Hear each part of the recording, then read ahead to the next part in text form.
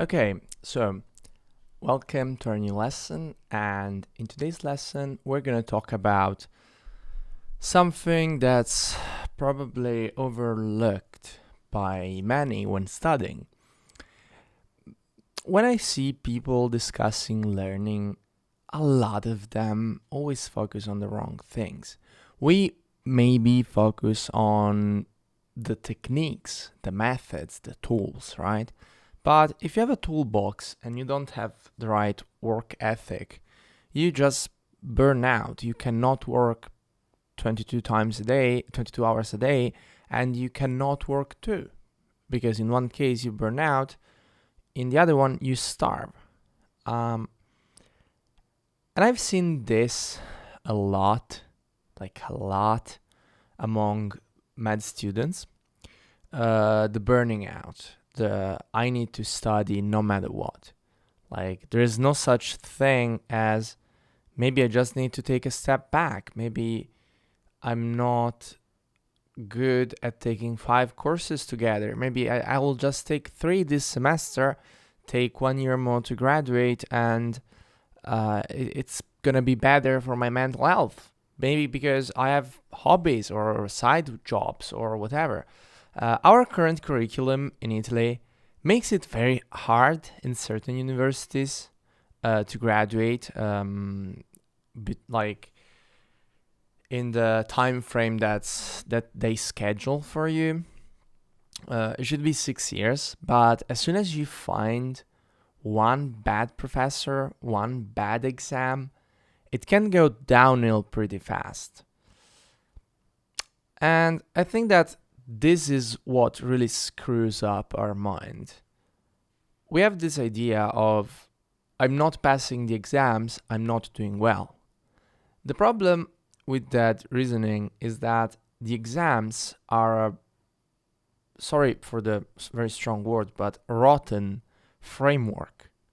What does that mean? Like, exams, like, you should care about the exams if our was an ideal word, and if exams were absolutely objective, and even then they would be just evaluating your ability to perform some task. Exams do not give you value as a person, and in general, many tasks do not require hard skills like math to be a decent person. Okay, like kindness, being thoughtful, being empathetic. Those are qualities that we should strive to reach. Not hard work for the sake of hard work, which is what we do when our exams do not go as intended. When you maybe have low marks, and when you score badly on some of them, because you're human, and each and every one of us makes mistake. We have ups and downs. There's no perfect solution. Like, this is the thing. There is no perfect solution inside this framework for happiness, because it's not up to you. Many times it's up to how you get evaluated. I know that in the Anglo-Saxon model of university, it's very different. Like, they try to stay as objective as possible, which is way better, like way better than what we're doing here. At the same time, even there are problems. There are always problems because the mechanism through which they evaluate you are based on like human fallacies. The knowledge that is required to know you is usually detached from reality, redundant. A lot of, let's say you're a computer science major, okay?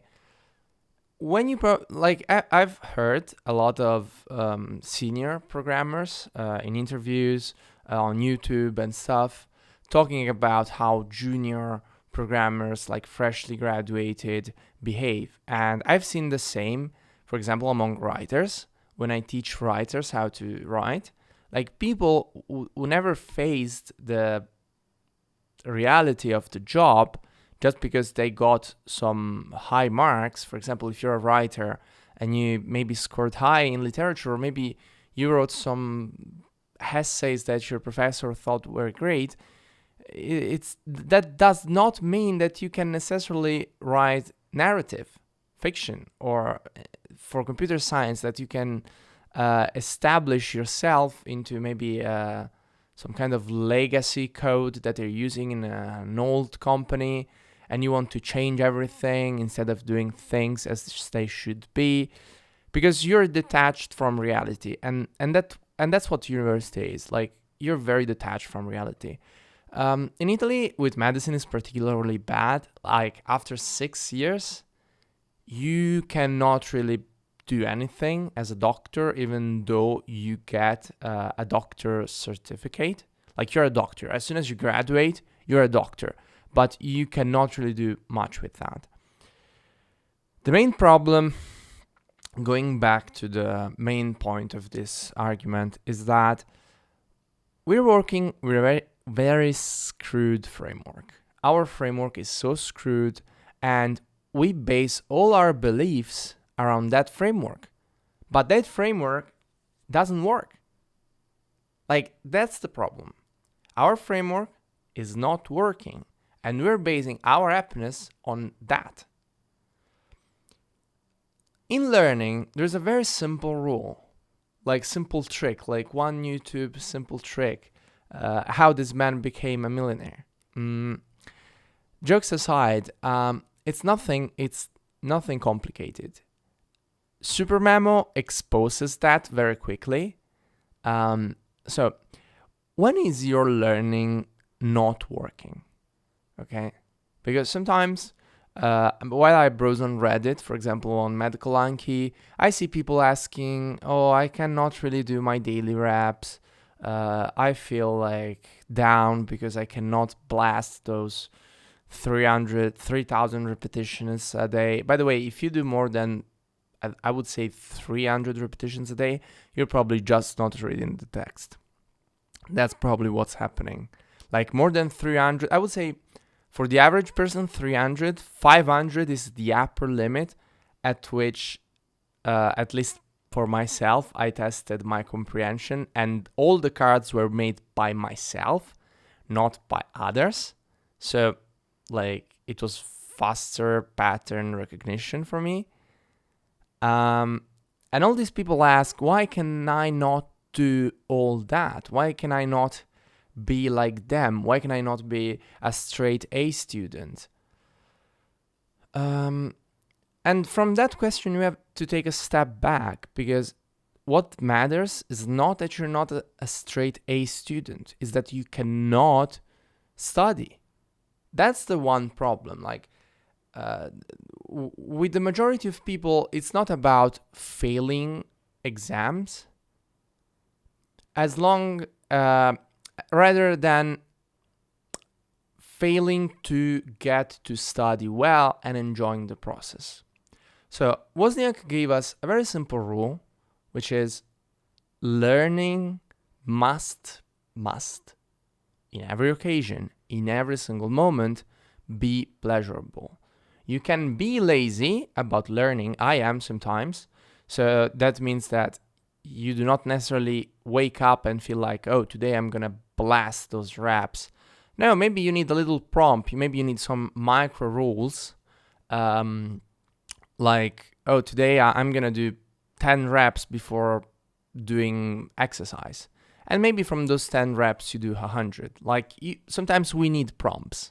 Okay, I'm not saying that pleasure of learning is just getting to love learning so much you don't need any pressure on yourself. But there is a comfort zone and a push zone and a regression zone.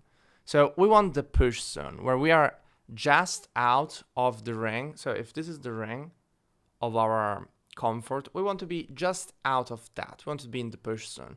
We don't want to be this detached from what we're comfortable with, because otherwise we're going to put so much stress on us that it's going to be too hard and we're going to give up. What I'm trying to say here is that when I see these people asking for help, like they ask, how can I do all these reps? And I can actually answer. Like, I can actually answer to that question. I already gave you the answer. It's about enjoying learning. Learning must be pleasurable. With spaced repetition systems and active recall, you notice quite quickly when you're enjoying the process and when you're not. And sometimes it's bound to this notion of hard work, that we must work hard in this framework. Like, we're working inside this framework very hard, when in reality you just have to be smart about it. I experienced that. Like, in the first year of medicine, I was studying 8 to 10 hours a day and not even getting those stellar results. Like, they were not that good. Later on, there were some exams for which I was more relaxed, and they went quite well, honestly. And I studied like 3 to 4 hours a day, which is not much by standards of my faculty. The point is that we have to enjoy the process. Every hour of enjoyable learning, I would compare it to 3 to 4 hours of not enjoyable learning, because it flows so well.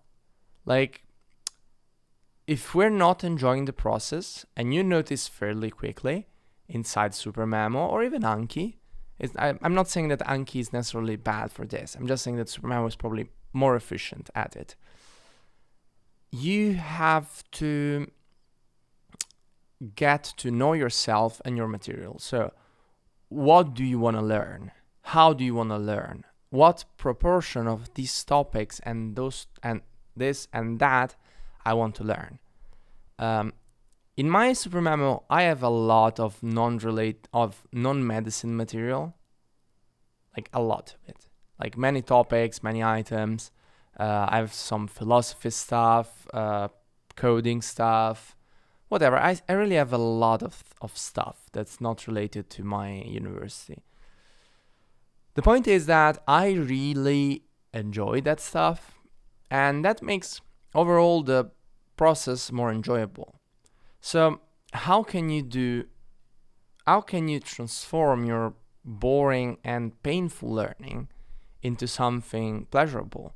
First of all, every time you see a card or a topic and you think, oh, this is boring, just stop. Okay? Do not push through. We got this legacy from school, which is, if something is not working, I'm gonna throw more hard work at it, because that's the solution. That's what we're taught. Like, just grind more. You know, we love the grinding part, but that's not how it works. You have to take things step by step. Many people like to quote Elon Musk and his insane work schedule. Wozniak talked about that too. And the thing is that in that case, not only he likes a lot what he's doing, but he's well armed to solve these problems. Okay? So we're now introducing another element. You have to be well armed to solve problems. You cannot go into coding and just wish to create a program that's incredibly difficult as your first trial. Or if you do, you will have to ask for a lot of help and a lot of tutoring and a lot of lessons, and it's going to take a lot and it's going to take time. Hard work is not going to make that magically appear in front of you. The program is not going to code itself. And all things, honestly, are hard. I take the example of coding for one simple reason. When the code does not work, you see your program giving you a bug, an exception, whatever you want to call it. Okay? Whereas with other stuff, it's more subtle. If your medicine studying is not working, you're not hearing any bips. You do not receive any alerts on your phone or on your computer. Okay? It's just your brain that tells you, oh, this is boring. And that's the alert. When you're finding something boring, there is an intrinsic problem with that material, with how you're approaching that material, and all of that. So you have to stop. As soon as you're doing a flashcard and you say, why am I not enjoying this flashcard? Like, you have to ask please take this advice as literally as possible. Okay, take this as hard science, as if I was teaching you some syntax to code some stuff. As soon as you find something that's not enjoyable, stop. Because probably there is something inside that card that you do not understand, that is probably difficult for you. And so you have to start incrementally to solve that problem. Maybe it's a card about how the coagulation works. And we hate difficult stuff. It's not true that our brain likes hard stuff. We like the feeling of accomplishment when we can solve hard stuff. But there is a very thin line between being able to solve difficult problems and being incredibly frustrated when we're not able to. And how do you overcome that? How do we solve that problem? You have to take your time, because this metaphor can be applied to one flashcard, but also to one entire exam. Maybe there are some parts that you do not understand, and you have to solve these parts first. So you cannot study an electrocardiogram if you do not know heart physiology, because that will sound like gibberish to you. It will not make any sense at all. And I see people doing this in various shades and flavors. Maybe it's one card and they think, okay, there is this one term I do not really know the meaning of, but who cares? Like, do you know why the prologue is called like that, or the epilogue? Like, Google these words, like Google the meaning, Google the etymology, like start to piece together the puzzle. There is always a bigger problem, and as soon as you start nearing a simpler approach and a broader understanding, the material will be more enjoyable to you. One of the problems of our framework is that a lot of our professors explain stuff taking a lot for granted. Maybe in chapter 6, they just say, oh, as we said in chapter 4, so you have this. And you're like, okay, but what did we say in chapter 4? Maybe I didn't need chapter 4. Just re-explain it. And there are all these semantic and learning idiosyncrasies that makes learning much more difficult, much harder. And you have to overcome that. Like, that's the first thing to overcome. And sometimes you just have to get away from the book. If you're studying something you do not like, okay, if you feel tired, I really advise you read the guide on sleeping from Wozniak. Just saying. But if it's that you're not enjoying the material, you're not enjoying the process, there is something wrong, either with the material or either with the process. It's not about you. There is nothing wrong about you. This is a thing that we do not often hear. We just say, oh, I have this huge problem because I cannot study. I'm not good at that. I'm not good at memorizing. And it's false. Our brain was hardwired to learn new things and to liking learning new things. We are curious by nature. It's school that takes that away from us. But that's not the natural state of things. You are curious. You are driven. You have the learning drive. We all do. But sometimes it's just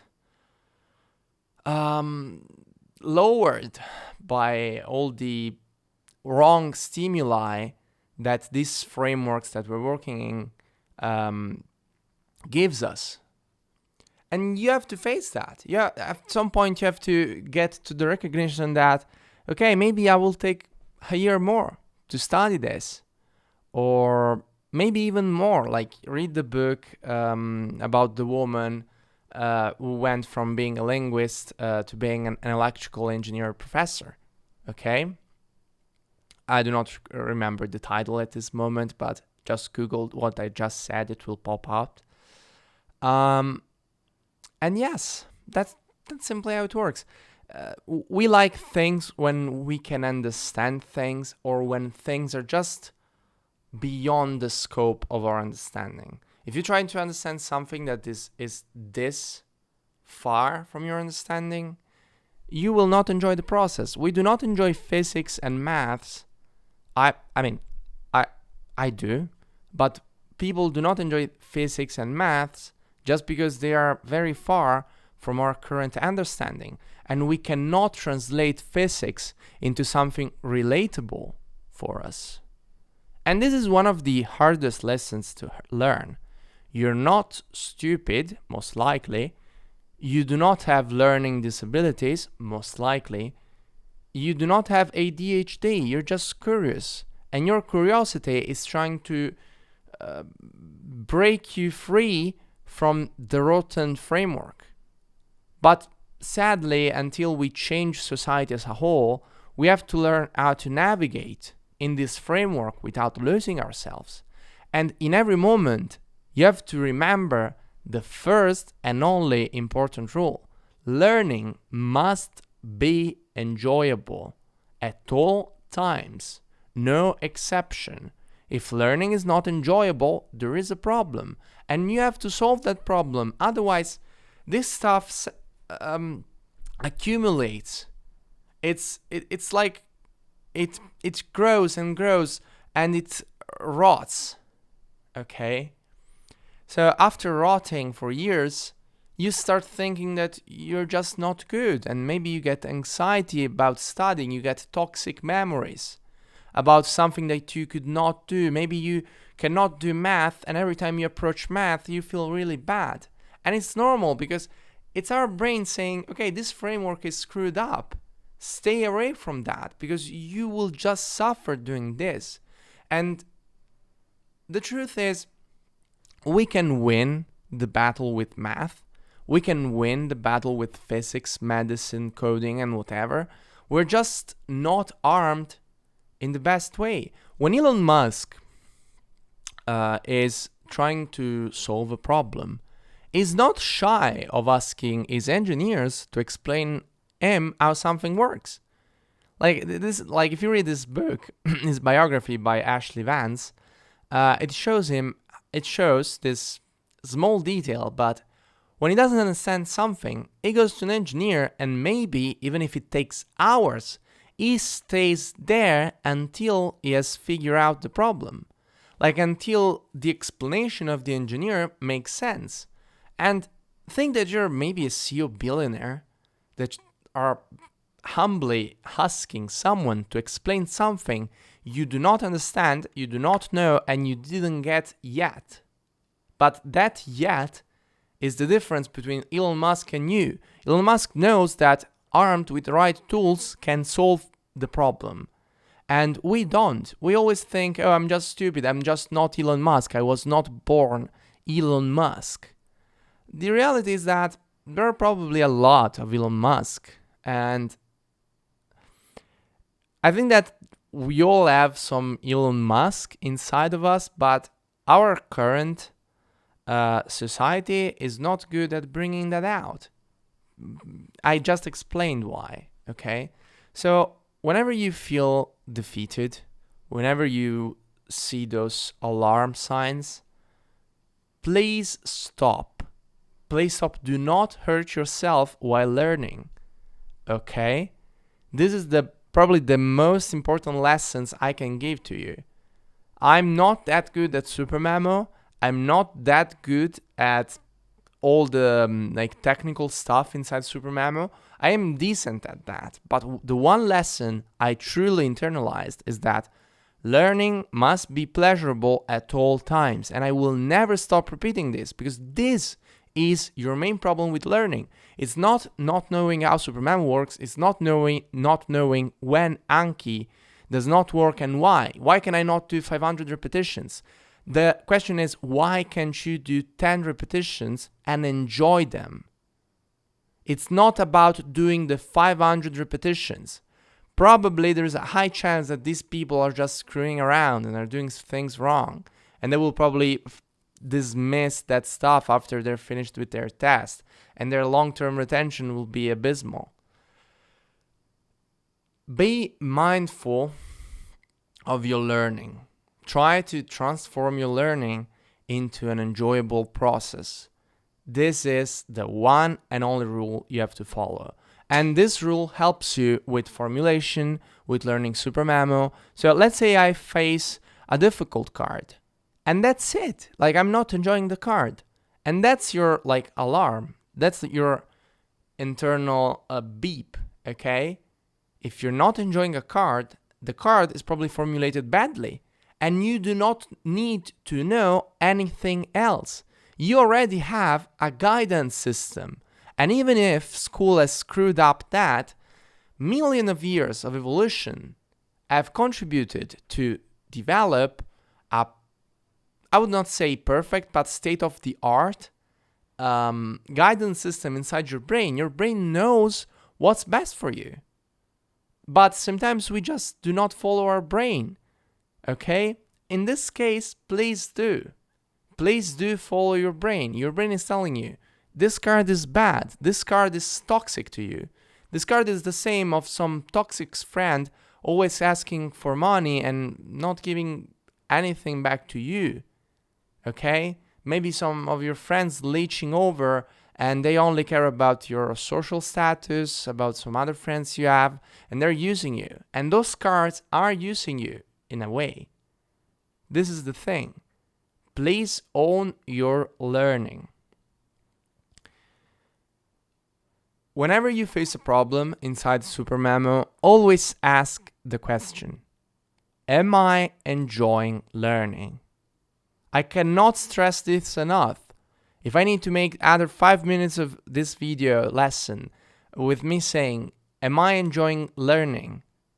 I will, because this is it.